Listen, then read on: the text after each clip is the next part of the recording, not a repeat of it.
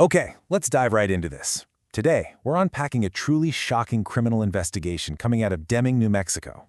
And this whole thing kicks off not with some massive, coordinated police raid, but literally by accident.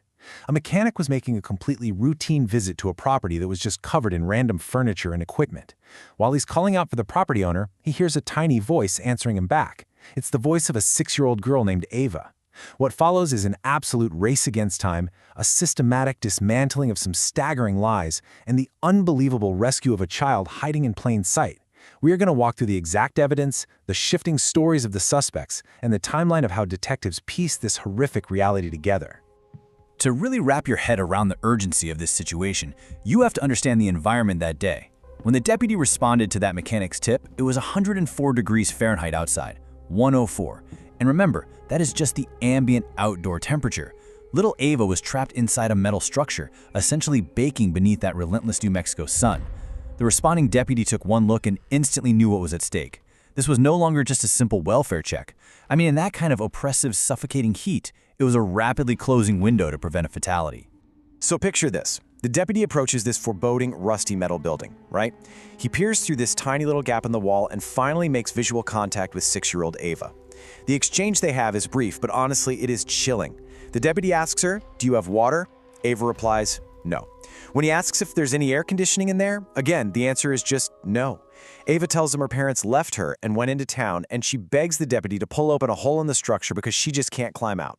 In literally a few seconds of dialogue, the life-or-death reality is completely established. She is entirely helpless, trapped in an oven. Part 1. The locked rusty shed and Ava's harrowing condition.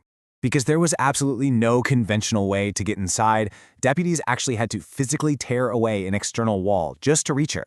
And looking at the police evidence checklist here, we really see the terrifying logistics of her confinement. This wasn't some accidental lock-in where a door just swung shut. The shed was padlocked on the top hinge from the outside. Inside, deputies found a makeshift poop bucket, a bare mattress with no pillows, 0 running water, and obviously no air conditioning. There was absolutely no way for Ava to escape or take care of herself. She was, quite literally, locked inside a makeshift prison cell. And this next part, it brilliantly and heartbreakingly illustrates the intense psychological fear Ava was living under. When the EMTs arrived to check her out, they found some severe physical trauma. One of her pupils was noticeably larger than the other, she had a nasty cut above her eye, and there was severe bruising and swelling on her leg. But look at her responses. To every single injury they point out, the 6-year-old just insists, "I fell." She was clearly coached and absolutely terrified to tell the authorities what was actually happening behind those closed doors. She also told the paramedics the only thing she'd eaten was a single tortilla. Part 2. Detaining the suspects.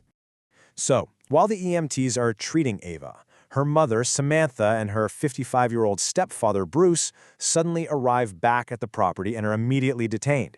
And a staggering juxtaposition emerges right away. On one hand, you have the grim reality we just talked about, a 6-year-old locked in a 104-degree metal shed. On the other hand, you have Bruce's reaction to sitting in the back of an air-conditioned patrol vehicle. He starts complaining that he doesn't do well with the heat, says he feels like he's going to pass out, and urgently demands that officers make sure his dog has air conditioning, food, and water in their blue trailer. Think about that. He demands absolute comfort for himself and his pet while completely disregarding the torturous reality he literally just subjected his stepdaughter to. Once Bruce realizes the police are actually focused on Ava, he goes straight on the offensive. He tells the officers, "I don't want that little problem here no more. She's not a good influence on my little girl." Bruce immediately attempts to paint this 6-year-old victim as a criminal, calling her a thief and a liar. He's doing this to protect his biological 2-year-old daughter, Millie, who was traveling in the car with them. It's an incredibly hostile deflection tactic, right? He's trying to portray the victim as the perpetrator. Part 3. Samantha's shifting story. With the suspects in custody, we move into the interrogation room. And here, detectives meticulously dismantle the mother's narrative, piece by piece. First, Samantha claims Ava was supposed to be at a friend's house. Okay, but when detectives reveal they already found Ava locked in the shed and that the only keys were literally with Samantha and Bruce, she pivots. Suddenly, she claims she didn't know Ava was in there. Finally, when confronted with the reality that detectives aren't playing games, she cracks. She confesses. She admits that Bruce frequently uses that shed to punish Ava, estimating the 6-year-old spends at least half her time locked inside. Detectives then corner her on the actual conditions inside that shed, and Samantha tries to portray herself as this mitigating force, claiming she checked on Ava periodically and fed her well. She lists off this whole menu, right? Cheese puffs, tortillas, a pot pie, an apple. But contrasting that fantasy, we have the cold, hard medical evidence. Paramedics documented severe malnourishment, and as we know, Ava reported having absolutely nothing but a single tortilla and some diced onions. Samantha's total exaggeration of care instantly falls apart the second it hits the physical evidence. But guys, the horror doesn't stop at the shed. Detectives press Samantha on Ava's severe older injuries, and she places the blame squarely on Bruce's violent temper. Just look at this documented pattern of abuse. The gash in the black eye? Samantha says Bruce hit Ava with an 18-inch air conditioning wire. The deformed wrist and elbow? She claims Bruce violently twisted the child's arm months earlier.